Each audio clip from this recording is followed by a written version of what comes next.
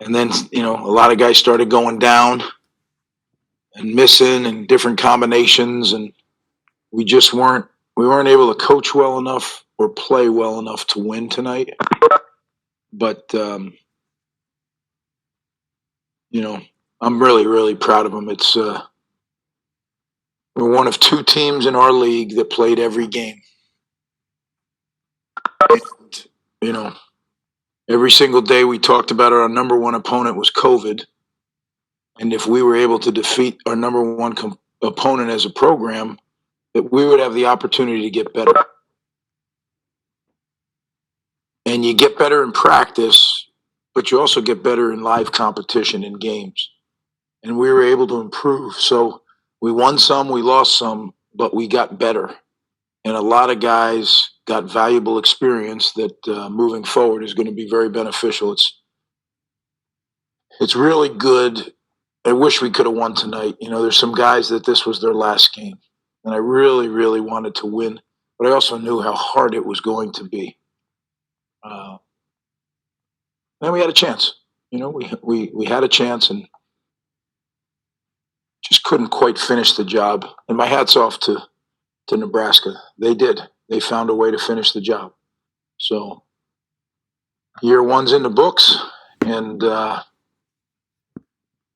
we'll evaluate everything. We'll make whatever adjustments we need to, and we'll keep moving this after we take a rest, because that'll be the first order of business, is get these guys done with school, take a rest, coaches take a rest, and then reconvene in January and start this thing moving again. But as I said to start, I'm very, very proud of our players and of our coaches, everybody involved in the program. Everybody worked very hard to be able to play a complete season, sacrificed quite a bit to be able to play a complete season. We'll take our next question from Tom Canavan, AP. Hey, Greg. Would it be fair to say that in the last game you kind of just ran out of gas, 9 weeks in a row, and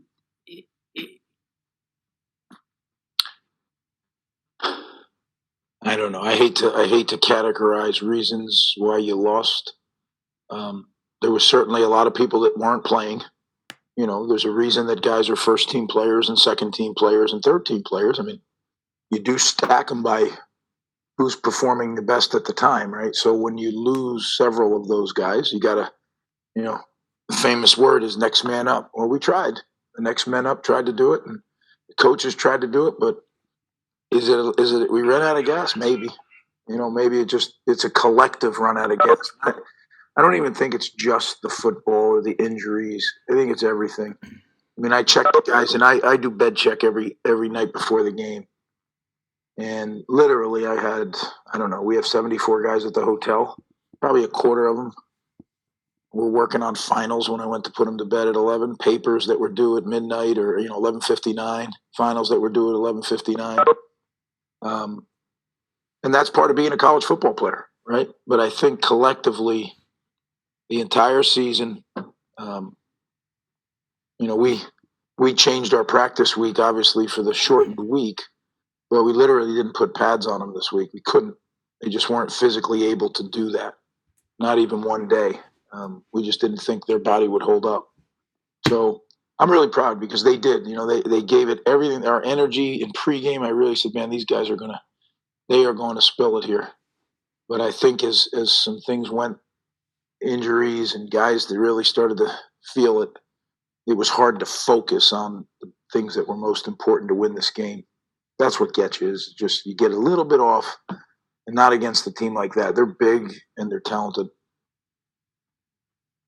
We're going to go to Bobby Darin. Bobby Darin, 24/7. Greg, can you talk about special teams tonight? You guys really kept you in the game, especially the play of Aaron and Adam. Yeah, I was very, very pleased with our special teams. Certainly, our punt team, led by Adam, was phenomenal. I thought the kickoff return was almost as good. I mean, they were consistently getting the ball out around midfield and then hit the home run on the one. Again, there was enough chances for us to cash in to win this game. We just couldn't do it, and that also is part of growing up as a program.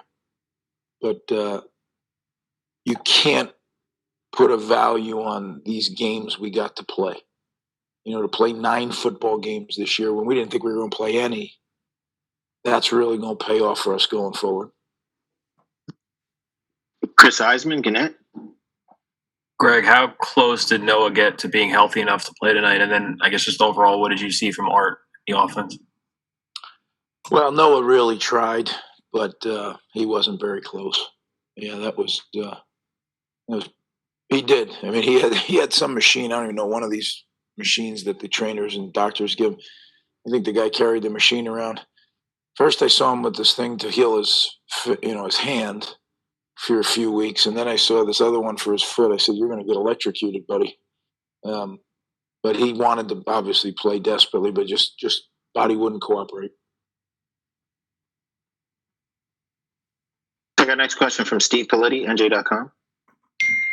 Greg, I realize it's hard to assess a season this close to the end of it. I'm just wondering, 3 Big Ten wins. Overall, how do you feel about your first season back? We'll do that, Steve, probably in a day or 2 or 3. But I really love these kids. They worked so hard to be able to do this. Like I said, there's 14 teams in our league, and you could say we're lucky. Well, maybe, but I always believe you make your own luck. These kids sacrifice so much. So when 2 out of 14 teams are able to play all 9 games,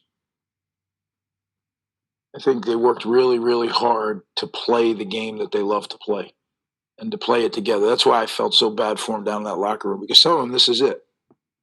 And some of them, they're going to miss their teammates that aren't going to be around next year or next semester. So, but we'll wrap it up the right way. We're not going to rush out of here.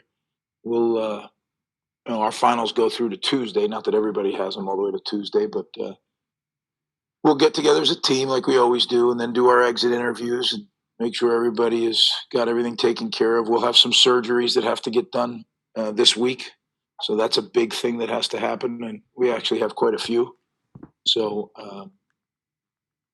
that's what a 9-week physical season bears on the team. A lot of guys played through pain that, they knew eventually they were going to have to get surgery. So that's where we start. That's where the off season starts rather quickly. A lot of guys have already had the MRIs and everything to be prepared. So I think Dave and his staff are ready to go, so we can get it done as soon as possible and start the road to recovery. Patrick Mulranen, Press of Atlantic City. I think you're on mute, Patrick. Patrick, I think you're on mute.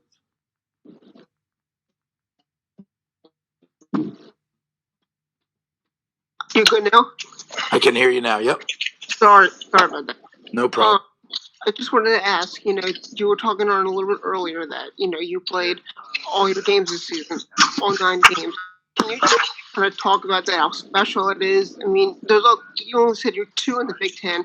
Other conferences around the nation, didn't get as lucky. Can you just talk about how special that you guys got out there, all your games that you had? Yeah, I do think it's special, Patrick. And I guess there was 2 in our league, and someone told me, I don't know if this is fact or not, but there was 10 in the country, including us, that were able to do it. So play every game that they had on their schedule. I don't know if that's true or not, but I am very proud of our guys for doing it. Again, not the fact that we played all our games, right? I mean, some of those people didn't play a game because the other team canceled because they couldn't play. The fact that I'm most proud of is that they sacrificed for each other to be able to play the game they love. Like, that's what shows me. I've said oftentimes to you guys, as bad as the virus is for everybody, the one thing for a head coach in a new program is you get to kind of get a real glimpse into how important football is to each guy. And a program that can keep each other safe for that long and be able to play every game, I think, I think it deserves, some credit, and I've given that to them. I am proud of them. Ryan Fonseca, NJ.com.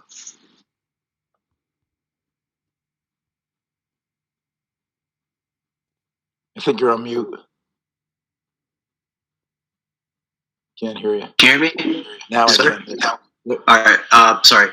Christian Izian comes into gets 4 takeaways tonight. Came into tonight with 2 straight games with an interception. I guess just how did you think he performed tonight, and how much have you seen him grow over the course of the season?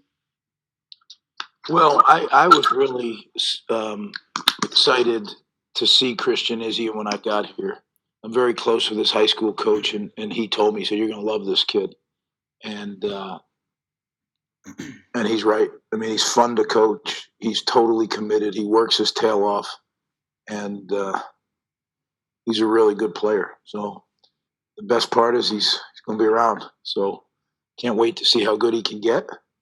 And we're going to work to keep making him better and better, because I think he can be a really dominant player in this league. Aaron Brightman on the banks. Coach, due to the circumstances of this season, was it the most challenging season of your coaching career? And will it actually be a benefit long term in terms of the way this team responded and instilling your culture and foundation for moving forward? Nothing will ever match the year with Eric LeGrand. But, yeah, as far as circumstances unrelated to us solely, yeah, this is the toughest thing we've had to deal with. And just to follow up, how will it benefit, moving forward, the way these guys responded? Do you feel like it actually kind of sped up your ability to instill the culture that you want to have here?